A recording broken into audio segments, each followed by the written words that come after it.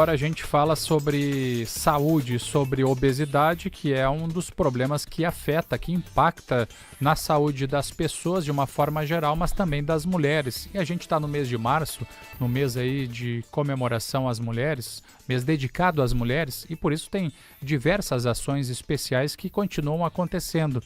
E a gente vai falar sobre obesidade com a doutora Maria Cassol Ferreira, que é médica endocrinologista e está ao vivo junto com a gente. Tudo bem, doutora? Boa tarde. Tudo bem? Boa tarde, Jean. Só corrigindo um pouquinho, é Mari. Ah, perfeito. Então, tudo certo. Muito bem. É doutora Mari Cassol Ferreira, que é médica endocrinologista. Bom, doutora, são 52% das mulheres brasileiras que estão em estado de obesidade, né? Qual é a preocupação sobre esses números? No mês da mulher, eu acho que é importante a gente salientar um aspecto que eu acho que é pouco falado, né? Que é a questão da gestação, que nós temos hoje uma estatística de quase 25% das mulheres gestantes acima do peso, mas entre sobrepeso e obesidade. E isso é um fator para que as crianças já nasçam com essa predisposição à obesidade. Então, é bem importante a gente chamar esse assunto, né, para a prevenção já dentro do ventre materno, porque a gente sabe que as crianças que nascem de mães que ganharam muito peso na gestação, elas têm já nascem com maior risco de desenvolver obesidade no futuro. Então, realmente, esses índices, se a gente não atuar de forma precoce, eles tendem a piorar um pouco mais, né?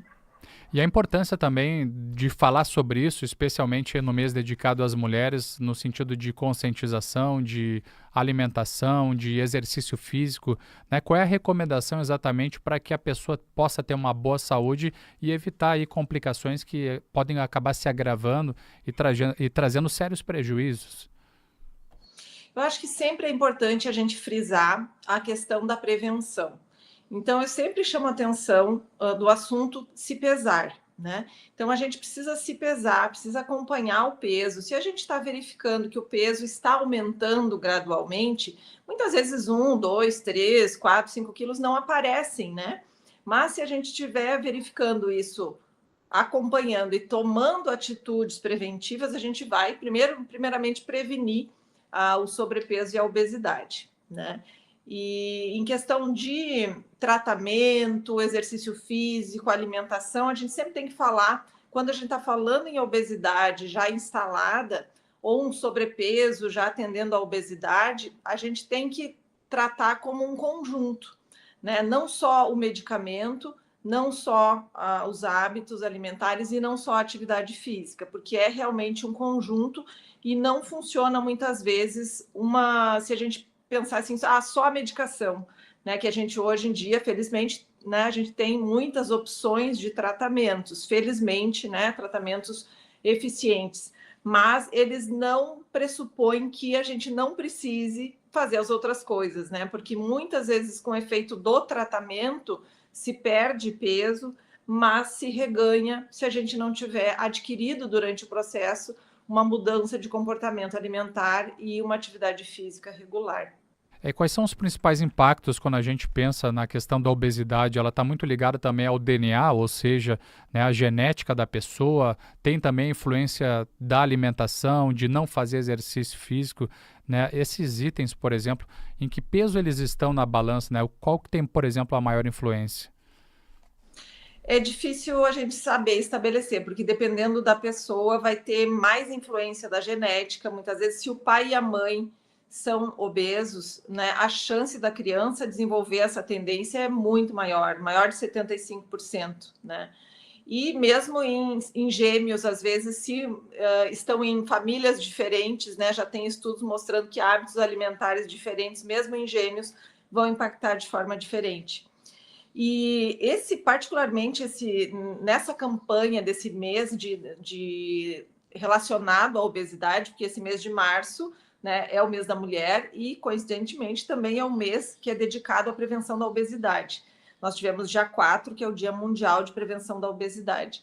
E nesse ano, a campanha está sendo para mudar o sistema que a gente está estimulando, né, e chamando a atenção da sociedade para a mudança do sistema alimentar, porque muitas vezes a pessoa também ela sucumbe àquele sistema de muita alimentação ultraprocessada, muitos alimentos prontos, muita teleentrega, e a diminuição, né, do cultivo, do fazer o alimento em casa, do comprar alimentos em natura, né? Então, a sociedade, a indústria, o governo, todas as esferas precisam evoluir no sentido de melhorar o sistema de alimentação para que isso favoreça também, que não seja só uma incumbência do indivíduo na prevenção da obesidade, sim uma melhora do ambiente, do mundo. Então, o slogan é melhore o mundo para melhorar a sua saúde. Vamos melhorar o mundo para melhorar a saúde. Então, atuar nessa frente também, que pouco se fala, né? Que existe, vamos dizer assim, um complô, né?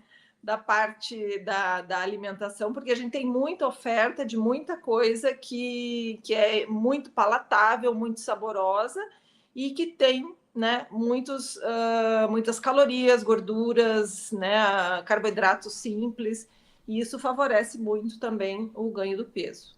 Bom, doutora, deixa eu abrir um parêntese pedindo licença para você rapidamente para fazer um alerta de trânsito enquanto a gente está conversando com a doutora Mari Cassol Ferreira, médica endocrinologista, em São José, na BR-101, no sentido sul da rodovia. Para quem se desloca a São José-Porto Alegre, tem uma colisão de veículos nesse momento na faixa da esquerda, depois do Mundo Car Mais Shopping, região inclusive que é popularmente conhecida aí como Triângulo das Bermudas pelos frequentes acidentes que acontecem. O trânsito está bastante lento para quem está se deslocando no sentido sul da rodovia. Bom, doutora, com relação também a esse tema que a gente está falando, obesidade, né, especialmente nesse mês dedicado às mulheres, há também o índice de massa corporal, que é o IMC. Né? Em que momento que a pessoa é considerada obesa a partir desse índice? Como funciona para vocês médicos essa avaliação? Então, o índice de massa corpórea, que é o peso pela altura ao quadrado, né? Ele é um dos critérios utilizados para a gente caracterizar o indivíduo como peso normal, que seria o IMC de 20 a 25, e o sobrepeso de 25 a 30, e acima de 30 a gente vai caracterizar como obesidade. Esse é um dos critérios, mas nós temos também outros critérios para avaliação do excesso de peso, que também é a circunferência abdominal, que é bastante conhecida. A gente verifica muitas vezes outras circunferências, circunferência do pescoço, né, para avaliação da gordura subcutânea na região, mas os mais utilizados é a circunferência abdominal, que seria para as mulheres até 88, o normal, de 80 a 88 seria, né, começando a alterar, e acima de 88, então, já excesso de gordura abdominal. E para os homens, acima de 94, de 94 a 102 já é um alerta, e acima de 102 já é obesidade abdominal. Que a gente sabe que a região abdominal é a região pior, né?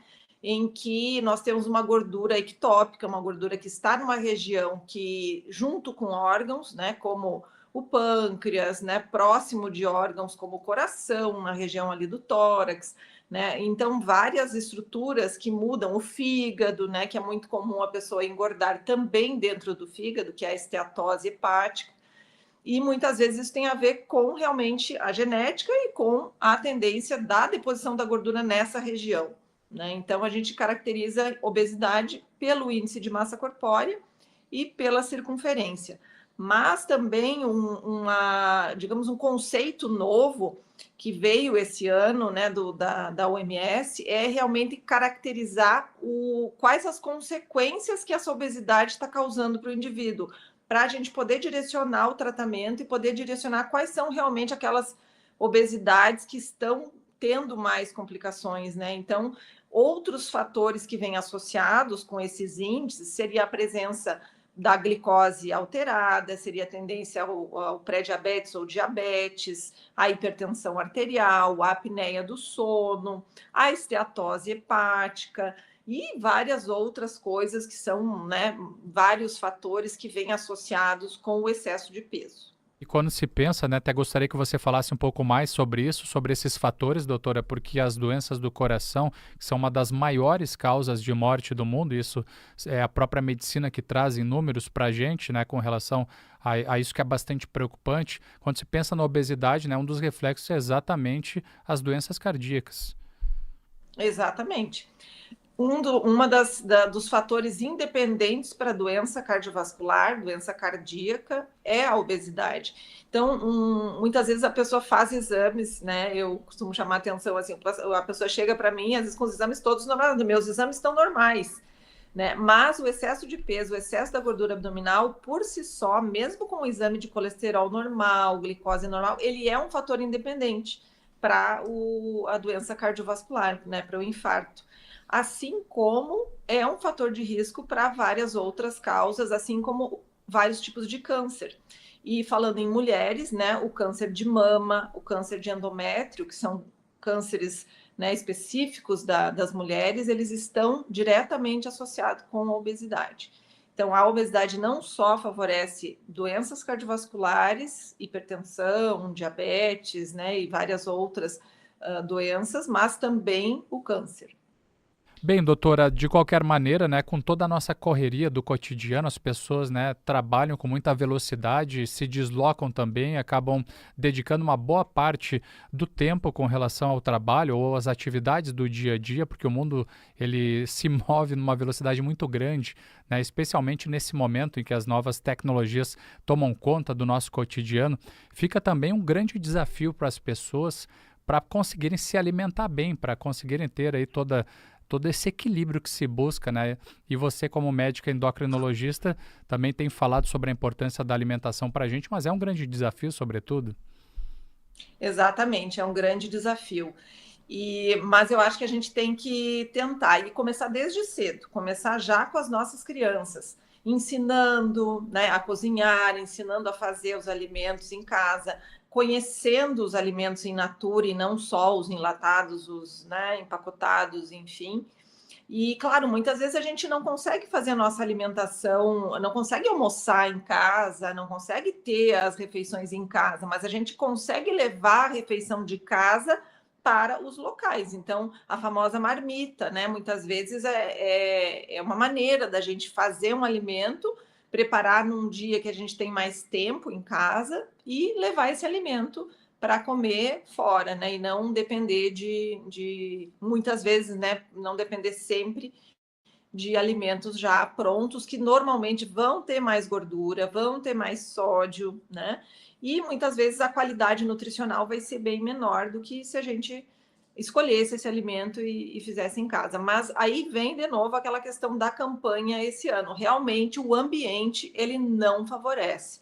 Então, as políticas públicas, né, as cidades, né, os governantes, enfim, tem que olhar para esse lado para tentar melhorar tanto a questão, né, do acesso à atividade física e do acesso também a uma alimentação de melhor qualidade, tributando alimentos ultraprocessados, né, e diminuindo o custo de alimentos mais naturais, né, e etc., favorecendo a produção e melhorando, então, barateando os custos para esses alimentos que são, de fato, mais indicados para o ser humano. Tá certo, doutora Mari Cassol Ferreira, médica endocrinologista, muito obrigado pelas orientações e pela atenção com a gente aqui da Jovem Pan News. Obrigada, Jean. Um abraço para todos e eu agradeço pelo espaço. Nós que agradecemos, falando aí sobre obesidade, especialmente nesse mês dedicado às mulheres, com bastante orientações e esses dados que realmente chamam a atenção, 52% das mulheres brasileiras com obesidade nos números que a gente acompanha aqui também na Jovem Pan News, números do Covitel Observatório da Saúde Pública, pesquisa realizada recentemente.